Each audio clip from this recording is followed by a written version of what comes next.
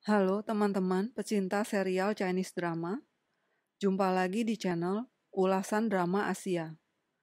Melanjutkan pembahasan di bagian pertama, dalam bagian kedua ini, saya ingin memberikan sinopsis atau ringkasan serial Chinese drama Word of Honor atau lebih dikenal dengan judul Tian Yake. Chow Chesu adalah seorang pemimpin dari organisasi pembunuh The Window of Heaven yang memutuskan meninggalkan kedudukannya untuk mendapatkan kembali kebebasan dan kedamaian hati. Dalam pengembaraannya, Cesu menyamar sebagai seorang pemuda lusuh dan pemabuk, dan ia bertemu dengan Wen Kexing. Kexing sejak pertama kali bertemu telah melihat bahwa Cesu bukanlah orang biasa, dan memutuskan untuk mengikutinya kemanapun Cesu pergi.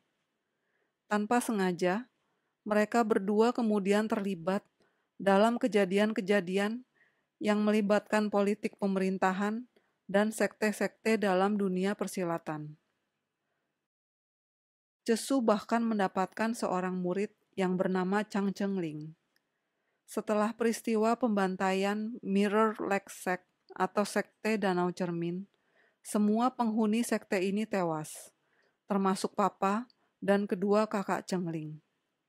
Chengling yang berhasil lolos dari pembantaian dianggap menyimpan glass mirror milik papanya, karena papanya adalah salah satu dari 5 orang yang bertanggung jawab menyimpan bagian glass mirror, benda yang terbuat dari kaca yang merupakan alat untuk membuka tempat penyimpanan persenjataan hebat yang diperebutkan semua orang sejak 20 tahun yang lalu.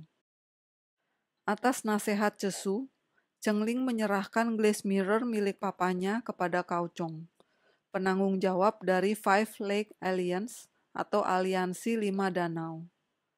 Di luar dugaan, pada konferensi pendekar, Cao Chong difitnah hingga akhirnya tewas.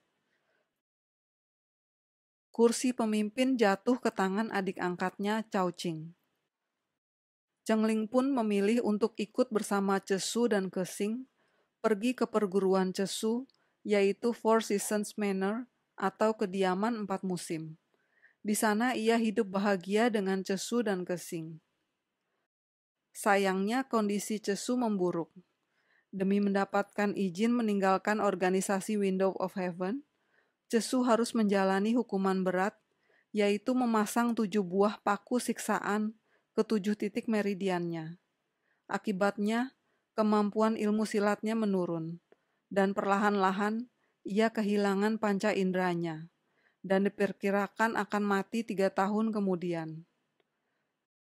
Kexing yang tidak menginginkan Cesu mati, meminta tolong kepada Pai untuk mencarikan orang yang dapat menyembuhkan Cesu.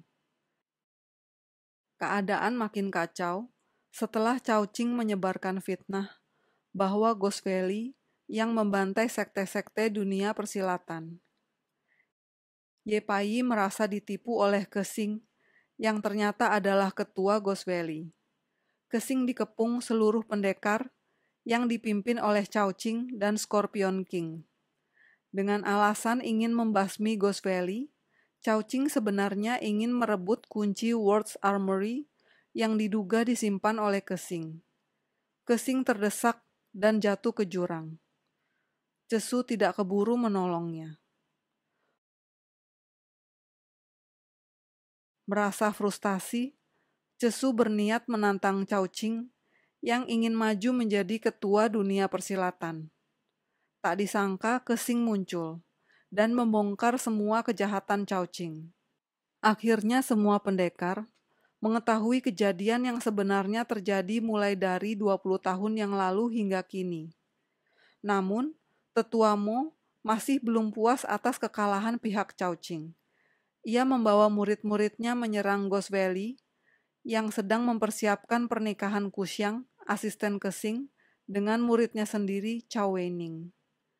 Kexing yang terluka parah setelah duel dengan Tetua Mo tidak sadarkan diri selama beberapa hari. Cesu menyusul Scorpion King dan rombongan Cao Qing yang ingin membuka World's Armory karena ia ingin mencegah mereka memanfaatkan World's Armory untuk kejahatan. Kesing menyusulnya dan berhasil menyelamatkannya di saat-saat kritis.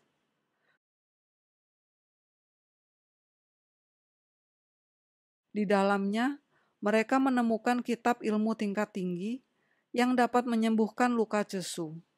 Kesing membantu Cesu mempelajari ilmu tersebut, walaupun ia harus mempertaruhkan nyawanya. Sebenarnya kejadian ini menjadi akhir dari cerita. Namun demi memuaskan hati penonton, produser film memberikan beberapa menit tambahan sebagai epilog cerita. Diceritakan bahwa Cesu hidup bersama Kesing, mengasingkan diri di tempat yang tenang dan jauh dari keramaian, sesuai dengan impian mereka. Demikian ringkasan cerita dari serial Chinese drama World of Honor. Jangan lupa untuk like dan subscribe channel Ulasan Drama Asia untuk selalu menjadi yang pertama mendapatkan review, ulasan cerita, dan aktor-aktris serial Chinese drama terbaru lainnya.